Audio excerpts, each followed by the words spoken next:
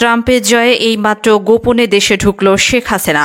চাঞ্চল্যকর তথ্য ফাঁস করল সাংবাদিক শাহেদ আলম। ডক্টর ইউনূস সরকার বাহ্যিকভাবে কিছু চাপ অনুভব করবে। কি সেই চাপ? ডোনাল্ড ট্রাম্প একটা টুইট করেছেন, সেখানে তিনি বলছেন যে বাংলাদেশে যে নির্যাতন হচ্ছে সংখ্যালঘুদের উপরে, হিন্দু, খ্রিস্টান, বৌদ্ধদের উপরে, এটাকে তিনি খুবই সমালোচনা করেছেন এবং বলেছেন আন্ডার মাই ওয়াচ, আমি যদি ক্ষমতায় থাকতাম এটা হইতো না, আমি হতে দিতাম না, আমি এইগুলোকে দমন করব আমার গুড ফ্রেন্ড মোদিকে নিয়ে। বুঝছেন তো কথাবার্তা? ধরো, এই পরাজয়ের প্রতিশোধ তারা কিছুটা হইলেও নিতে চাইবে। সুইজারল্যান্ডে উপদেষ্টা আসিফ নজরুলের ওপর হামলা করল আওয়ামী লীগের সন্ত্রাসী বাহিনী। এবং সর্বশেষ জানাবো, প্যারিসে পিনাকি ভট্টাচার্যের সঙ্গে দেখা করলেন আসিফ মাহমুদ। এতক্ষণ শুনছিলেন সংবাদ শিরোনাম, এখন থাকছে বিস্তারিত। যুক্তরাষ্ট্রের প্রেসিডেন্সিয়াল নির্বাচনে ডোনাল্ড ট্রাম্পের এই ঐতিহাসিক বিজয়ের পরে বাংলাদেশের রাজনীতিতে কি ধরনের প্রভাব পড়বে? বাংলাদেশে যেভাবে রাষ্ট্র পরিচালনা চলছে সেভাবেই চলবে? পতিত স্বৈরাচার ফ্যাসিস্ট গণহত্যাকারী দল আওয়ামী লীগ কি সুবিধা পাবে, নাকি ডক্টর ইউনূসের সরকার কিছুটা দুর্বল হবে, অথবা ডেমোক্র্যাটদের সাথে যেভাবে সম্পর্ক রেখে চলছিল সেভাবেই চলতে পারবে? নিয়ে নানান রকম জিজ্ঞাসা আছে মানুষের। আমি কেবল সেই জিজ্ঞাসার একটু উত্তর দেওয়ার জন্যই আলোচনা করব। ইউনূস এবং হিলারি এবং ডেমোক্র্যাট দলের সাথে ইউনূসের যে গভীর সম্পর্ক, সেই গভীর সম্পর্ককে মর্যাদা দিতে ডক্টর ইউনূস তার নির্বাচনী ফান্ডে যে সৌজন্য ফান্ড দিয়েছিলেন অথবা নির্বাচনী ফান্ডে টাকা দিয়েছিলেন, সেই টাকা দেওয়ার প্রেক্ষিতে রিপাবলিকান শিবিরে এটি নিয়ে আলোচনা হয়েছিল। একবার ডক্টর ডোনাল্ড ট্রাম্প নাকি তার ভাষণে মন্তব্য করেছিলেন যে সেই ক্ষুদ্র ঋণের ওই ব্যক্তিটিকে যিনি হিলারির ফাউন্ডেশনে টাকা দিয়েছিলেন, কোথায় তিনি? তো এই ধরনের একটি বাজারের আলাপকে কেন্দ্র করে কাক সম্প্রদায় মনে করছে যে যেহেতু ডোনাল্ড ট্রাম্প এখন ক্ষমতায় এবং যেহেতু বাইডেনের গণতন্ত্র প্রতিষ্ঠার যে কর্মসূচি, সেই কর্মসূচির একটা ইন্ধনের প্রেক্ষিতেই হয়তো বাংলাদেশে শেখ হাসিনার ক্ষমতার পতন হয়েছে, সুতরাং ট্রাম্প আসলে তারা ব্যাপক সুবিধা পাবে এবং ইউনূস সরকার উল্টে যাবে। হয়তো শেখ হাসিনা আবার বাংলাদেশে রাজনীতি করবেন অথবা নির্বাচন করবেন, ক্ষমতা আসবেন। নানান ভাবনা, নানান আলোচনা আছে। এটি কাক সম্প্রদায়ের ভাবনা বললে অত্যুক্তি হবে না। সেই জায়গায় আমি মনে করি যে দুই পক্ষের ভাবনাটাই আসলে অতিরিক্ত আমার কাছে মনে হয়েছে। কিভাবে অতিরিক্ত মনে হয়েছে? যে যেই পক্ষ ভাবছেন যে এটির কোনো ইম্প্যাক্ট নেই, সেটিও যেমন ভুল, আবার যেই পক্ষ ভাবছেন যে না, এর ফলে একেবারে সবকিছু ওলটপালট হয়ে ইউনূস সরকার অসহায় হয়ে পড়বে, আওয়ামী লীগের প্রত্যাবর্তনের সুযোগ তৈরি হবে, সেটাও অনেকখানি ভুল। যদি ডোনাল্ড ট্রাম্পের জয় হয়, তাহলে ডক্টর ইউনূস সরকারের যে অতিরিক্ত উচ্চ আকাঙ্ক্ষা আছে যেসব, সেই উচ্চ আকাঙ্ক্ষার ব্যাসার্ধ অর্থাৎ পরিধিটাকে ছোট করে ফেলতে হবে এবং দেশ বাঁচাতে একটা নির্বাচিত সরকারের হাতে, রাজনৈতিক দলের নেতৃত্বে সরকারের হাতে ক্ষমতা দিয়ে দেশকে স্থিতিশীল করার চেষ্টা করবে ডক্টর ইউনূস সরকার। ডক্টর ইউনূস সরকার বাহ্যিকভাবে কিছু চাপ অনুভব করবে। কি সেই চাপ? চাপটা হলো অন্য কোথাও থেকে না, সেটা হলো ভারত থেকে কিছু চাপ অনুভব করবে। কি ধরনের চাপ অনুভব করতে পারে? সেটা হলো যে ভারত বাংলাদেশে সংখ্যালঘু নির্যাতন হচ্ছে, এই দুয়ো তুলতেই থাকবে।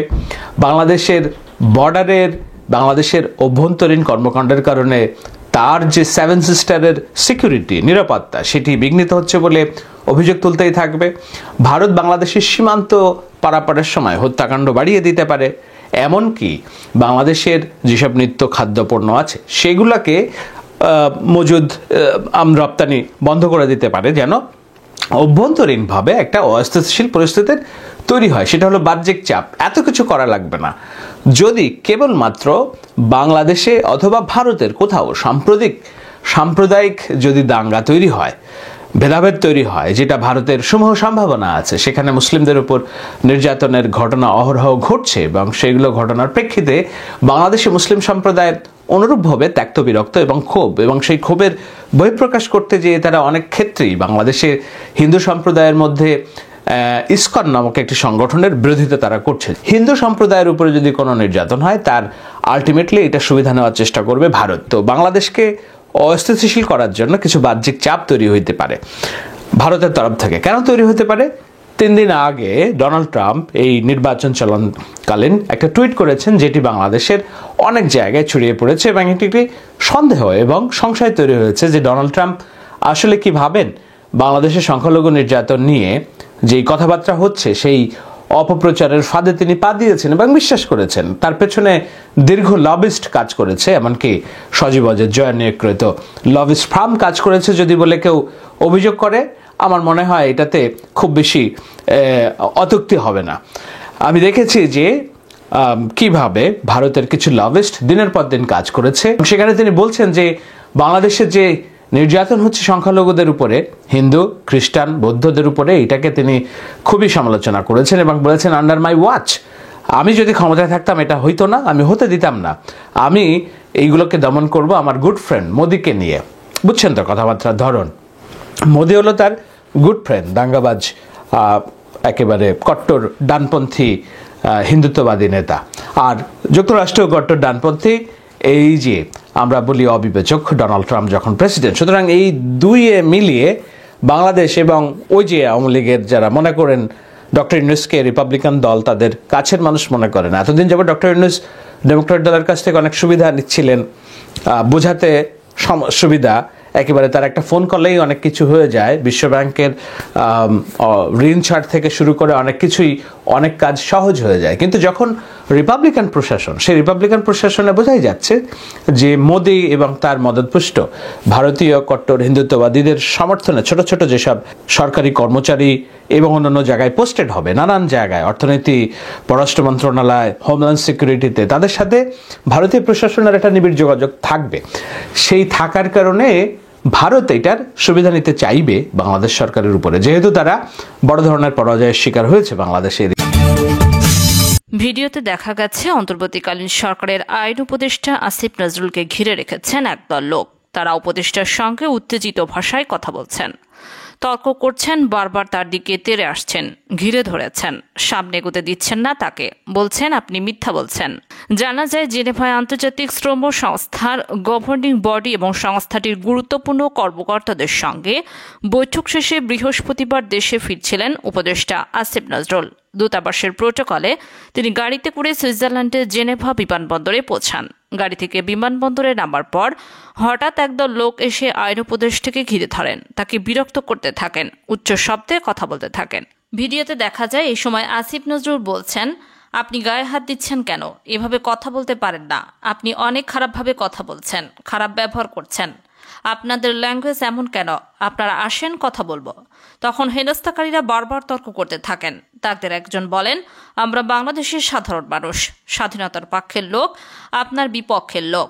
এরপর আসিফ নজরুল বিমানবন্দরের ভেতরে ঢুকতে যান। হেনস্থাকারীরা তখনও তার পিছু নেন।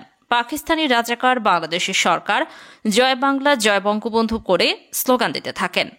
ওদিকে গণমাধ্যমের খবরে বলা হয়, সুইজারল্যান্ডের বেশ কয়েকটি সূত্র নিশ্চিত করেছে বিমানবন্দরের আইন উপদেষ্টাকে হেনস্থকারীরা আওয়ামী লীগের সমর্থক। সেখানে সুইজারল্যান্ড আওয়ামী লীগের সভাপতি নজরুল ইসলাম জমাদার ও সাধারণ সম্পাদক শ্যামল খান উপস্থিত ছিলেন। এদিকে জেনেভা থেকে প্রাপ্ত খবরে জানা যায়, আইন উপদেষ্টা আসিফ নজরুলের প্রোটোকলে প্রচণ্ড ঘাটতি ছিল। মিশন সেই দায়িত্ব যথাযথভাবে পালন করেনি। প্যারিসে পিনাকি ভট্টাচার্যের সঙ্গে দেখা করলেন আসিফ মাহমুদ। ফ্রান্সের প্যারিসে অবস্থানরত লেখক ও অনলাইন অ্যাক্টিভিটিস পিনাকি ভট্টাচার্যের সঙ্গে দেখা করেছেন শ্রম এবং যুব ক্রিয়া উপদেষ্টা আসিফ মাহমুদ। এই সময় দুজনকে হাস্যোজ্জ্বল দেখা গেছে। বিষয়টি জানিয়ে পিনাকি সামাজিক মাধ্যমে একটি ছবি পোস্ট করে লিখেছেন, আসিফ আসছে প্যারিসে আমার সাথে দেখা করতে। এর সঙ্গে যুক্ত করেছেন ভালোবাসার ইমোজি। সম্প্রতি সুইজারল্যান্ডের জেনেভা আন্তর্জাতিক শ্রম সংস্থার একটি অনুষ্ঠানে যোগ দিতে সেখানে যান আসিফ মাহমুদ। জানা যায়, আইন উপদেষ্টা আসিফ নজরুল ও শ্রম উপদেষ্টা আসিফ মাহমুদের নেতৃত্বে আন্তর্জাতিক শ্রম সংস্থার বাংলাদেশ থেকে একটি প্রতিনিধি দল অংশগ্রহণ করেন। সেখান থেকে আসিফ মাহমুদ ফ্রান্সের প্যারিসে গিয়েছেন বলে ধারণা করা হচ্ছে। নেটিজনেরা বেশ গুরুত্বের সঙ্গেই সাক্ষাৎ নিয়েছেন। একজন লিখেছেন, 24-এর নায়ক পিনাকি দাদা ও আসিফ মাহমুদকে একসাথে দেখে মনটা ভরে গেল। বিপ্লবী সরকারের সফলতার জন্য পিনাকি দাদাকে কিভাবে সরাসরি কাজে লাগানো যায় সে বিষয়ে আসিফ মাহমুদ গুরুত্বপূর্ণ ও কার্যকর ভূমিকা রাখবেন বলে আশা করি। দুজনের জন্য অনেক অনেক শুভকামনা ও আশীর্বাদ রইল। সম্প্রতি উপদেষ্টা আসিফ নজরুল সুইজারল্যান্ড সফরে গেছেন। একই সঙ্গে সুইজারল্যান্ডে গেছেন উপদেষ্টা আসিফ মাহমুদ।